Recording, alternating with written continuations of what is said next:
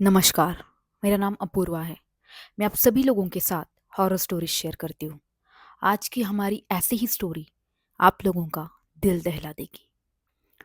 छोटे बच्चे जिन्हें हम भगवान का रूप मानते हैं, पर वही बच्चे अगर शैतान का रूप ले ले तो कितनी तबाही ला सकते हैं, ये आप इस वीडियो में आज देखेंगे। छोटे बच्चे किन्हें पसंद नहीं होते? सभी को पसंद होते हैं। जो आज की हमारी स्टोरी है, उसके जो कैरेक्टर हैं नीलम और राज, इन लोगों को भी छोटे बच्चे बहुत ज़्यादा पसंद थे। इनका भी एक छोटा सा बच्चा था जिसका नाम था राघव। राघव बस 5 साल का था। ये लोग बहुत काइंड लोग थे। हमेशा किसी न किसी की मदद करना इन लोगों का पेशा बन चुका था। ये लोग बहुत ही काइंड थे। सभी तरफ इन लोगों की चर्चे होते थे कि ये लोग हर किसी की मदद करते हैं जिन्हें मदद की ज़रूरत होती है। राज, जिनकी माँ अभी इस दुनिया में नहीं थी, उनके पिताजी थे, पर वो बहुत ही बीमार रहते थे। उन्हें हमेशा बांध कर रखते थे वो, क्योंकि उन्हें चलना अच्छे से नहीं आता था। वो चलने की कोशिश करते थे, कहीं भी गिर जाते थे, कहीं पर भी चले जाते थे। इस वजह से हमेशा उन्हें बांध कर रखना पड़ता था, जिस वजह से वो सेफ रहे। अगर उनकी पत्नी नीलम अगर घर पर है तो वो उसे नहीं बांधते थे, पर अगर वो दोनों कहीं बाहर जा रहे तो अपने पिताजी को उन लोगों को बांध कर जाना पड़ता था। आज राज और नीलम को एक ऐसा इनविटेशन आया था जहां पर उनको पूरी फैमिली के साथ जाना था। उनके पिताजी को वो नहीं ले जा सकते थे वहां पर। इस वजह से राघव, नीलम और राज, ये तीनों लोग वहां पर चले गए। जो उनके पिताजी थे, उनको एक कुर्सी पर उन लोगों ने बांध दिया और वो लोग चले गए। उन लोगों को आते वक्त बहुत रात होने वाली थी। वो लोग गए वहां पर, उन्होंने वहां पर एंजॉय किया और वो लोग वापस ही आ रहे थे। रात के तकरीबन 11:30 बजे थे, तो ज़्यादा टाइम नहीं हुआ था। तो ये लोग रोड से आ रहे थे। ज़्यादा लोग सड़क पर नहीं थे। इनकी गाड़ी बस चल रही थी। एक चौराहे पे आके राज ने अपनी गाड़ी रोक दी। नीलम ने कहा, क्या हुआ राज? तो राज ने कहा, 1 मिनट रुको। उसने अपनी गाड़ी फिर से पीछे ली।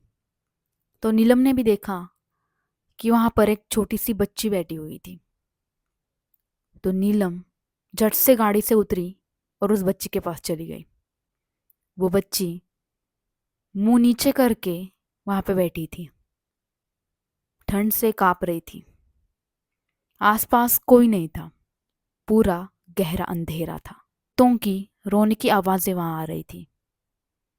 इसके अलावा वहां कोई इंसान नहीं था। नीलम 2-3 बार उस बच्ची से पूछती है, बेटा तुम कौन हो? यहाँ पे क्या कर रही हो? कुछ तो बोलो। वो बच्ची कुछ नहीं बोलती, बस नीलम की तरफ देखती है।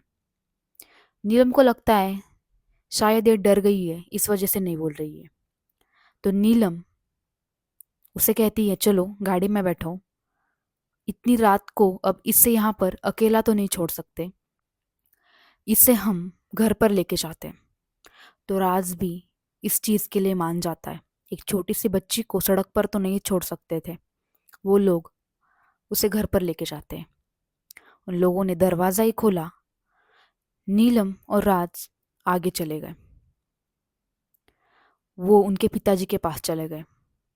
उनके पिताजी के लिए उन्होंने एक स्मार्टफोन लाया था। राज अपने पिताजी को बहुत ही खुशी से अपना फोन दिखाने लगे। उनके पिताजी ने बिल्कुल भी रिएक्ट नहीं किया। वो बहुत नाखुश थे, क्योंकि राज उन्हें वहां पे बांध के जाते थे। इस वजह से वो उन पे बहुत गुस्सा थे।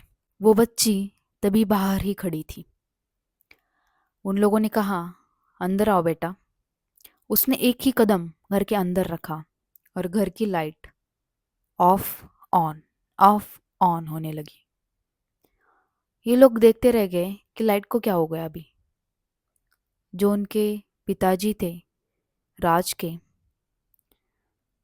उन्होंने देखा कि एक लड़की यहाँ पे आई है। वो बस उसकी तरफ देखते रह गए। कुछ देर बाद लाइट ऑन ऑफ होना बंद हो गई। तो नीलम ने राघव से कहा, बेटा उसे अपना घर दिखाओ जाके ऊपर।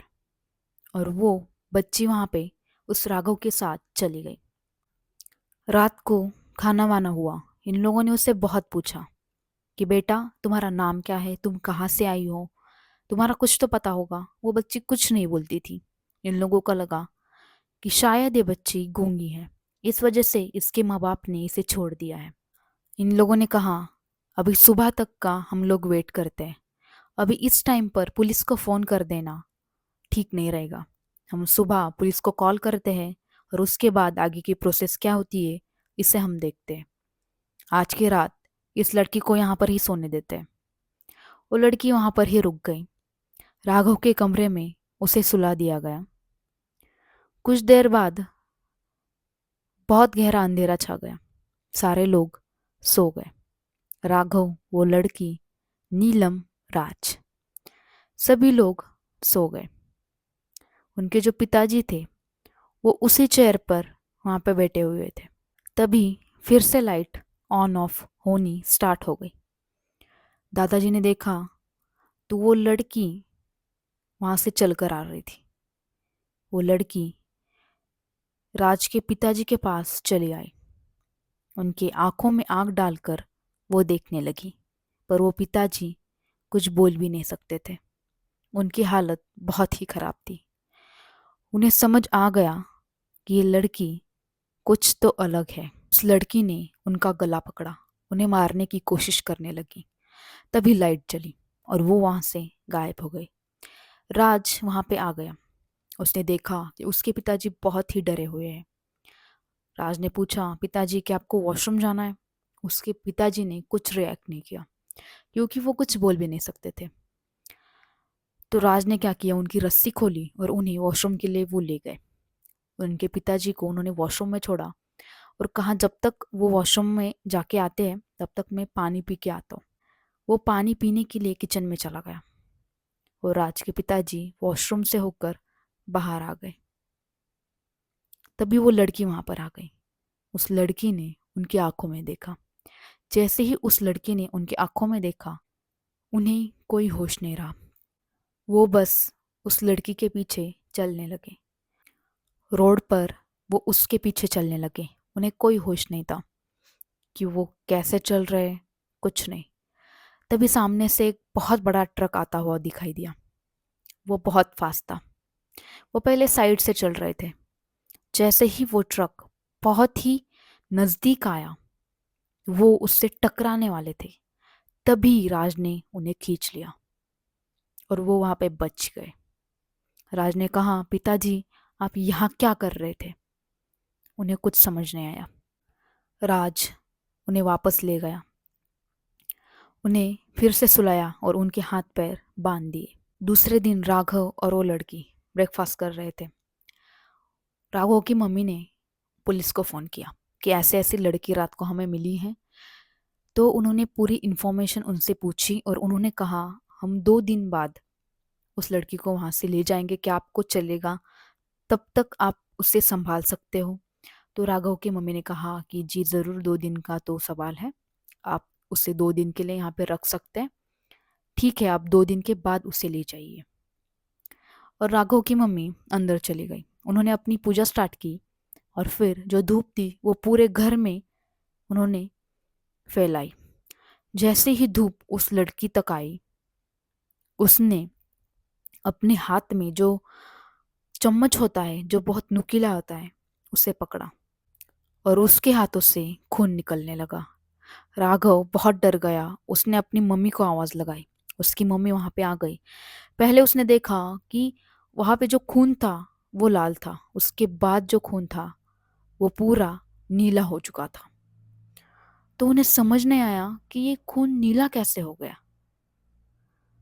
तो ये भी बात उन्होंने छोड़ दी कि उन्हें यकीन तो नहीं हो रहा था कि खून तो किसी का नीला नहीं हो सकता, पर उन्होंने ये भी बात छोड़ दी और वो फिर से अपने काम पर लग गई। जो लड़की थी वो राघव को ऊपर वाली मंजिल तक ले गई। राघव ने वहां से अपनी मम्मी को पुकारा। राघव पूरा का पूरा हिप्नोटाइज हो चुका था। उसने अपनी मम्मी से कहा, मम्मी क्या मैं यहाँ से कूद जाऊं? उसकी मम्मी ने बहुत ही शॉकिंग होकर उसे देखा। उसने कहा, राघव बेटा, तुम नीचे आ जाओ, तुम यहाँ से मत कूदो, रुको। राघव कुछ सुनने के लिए तैयार नहीं था। राघव ने वहां से जंप कर दिया। जैसे ही जंप कर दिया, राघव वहां पे पूरा बेहोश हो चुका था। उसके सिर से पूरा खून निकल रहा था।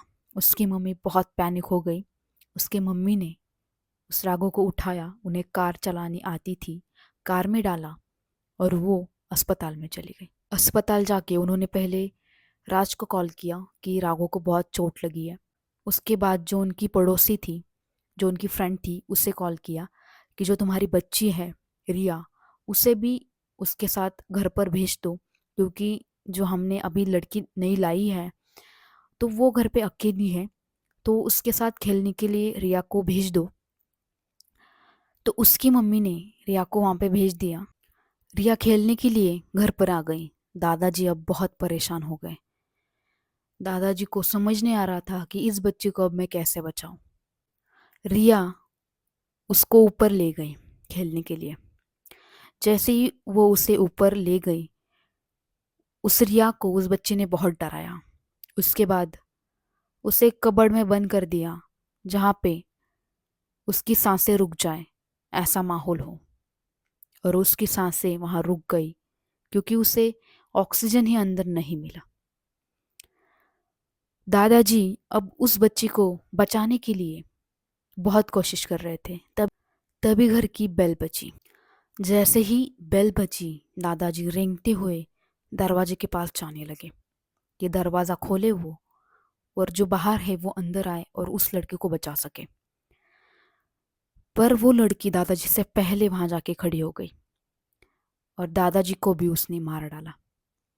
बहुत देर बाद जो नीलम थी वो घर के अंदर आ गई। उसके पास दूसरी चाबी थी कि कोई दरवाजा नहीं खोल रहा है। तो वो अंदर आई तो उसने देखा कि वहां पर दादाजी पड़े हुए हैं, उनकी मौत हो चुकी है। और अब वो उस लड़की को ढूंढने लगे कि वो कहाँ है। उन्होंने रिया को तलाश करने की कोशिश की। उन्हें रिया कबर्ड में मिली, मरी हुई। उसकी मम्मी बहुत डर गई। वो उससे छुपने के लिए यहाँ वहाँ घर में भागने लगी। उस लड़की का शैतानी रूप नीलम के सामने आ चुका था। उसका बेटा और नीलम अब बस घर में यहाँ से वहां भागने लगे, पर जहां भी वो जाते उन्हें वो लड़की वहां मिलती। नीलम ने जैसे तैसे करके राज को कॉल किया। नीलम ने कहा, तुम जल्दी से घर आ जाओ राज, जल्दी से घर आ जाओ। वो आगे का कुछ बोल पाती, उसी वक्त उस लड़की ने फोन काट दिया और नीलम को भी वहां पे मार डाला। नीलम के साथ जो राघव था उसे भी उसने मार डाला। अब आता है राज। राज जो बहुत लेट हो चुका था। राज घर आते ही घर की बेल बजाता है। जो बच्ची थी वो घर खोलती है। राज उससे पूछता है कि बेटा, तुम्हारी मम्मी, राघव और दादाजी कहाँ हैं? तो वो कहती है कि सब मारे गए, अब तुम्हारी बारी। वो राज का हाथ पकड़ती है और उसका शैतानी रूप उसके सामने आ जाता है। राज जैसे तैसे करके उसका हाथ छुड़ा के ऊपर भागता है। ऊपर देखता है तो नीलम, राघव, रिया और उनके पिताजी सब कुछ वहां पे मर चुके थे। राघव बहुत ज्यादा परेशान हो गया था कि उसके हाथ में ये क्या लगा था। जिसने उस लड़की की मदद की थी, उसी लड़की ने उसका सारा परिवार खत्म कर दिया था। वो लड़की से पूछता है कि तुमने ऐसा क्यों किया, तुम कौन हो? तो कहती है, मैं वो शैतान हूं जो अच्छाई को खत्म करता है। जो अच्छे लोग होते हैं उन्हें मैं खत्म करता हूँ। उनके घर जाता हूँ, लड़की का रूप लेता हूँ, और जो बहुत ही अच्छे काम करते हैं उन लोगों को मैं मारता हूँ। उनके परिवार समेत सबको ख़त्म करता हूँ। मुझे अच्छे लोग पसंद नहीं है। मैं अच्छाई को इस दुनिया से ख़त्म करना चाहता हूँ। राज के मन में अब बहुत सारे सवाल थे, पर उसका जवाब ढूंढने के लिए अब वो इस दुनिया में नहीं रहने वाला था। उस लड़की ने राज को भी मार दिया। जब बहुत देर हो गई और वो रिया उनके घर नहीं पहुंची, तो उसकी मम्मी उनके घर पर आ गई। उसने ये सब कुछ देखा। उसने पुलिस को कॉल किया।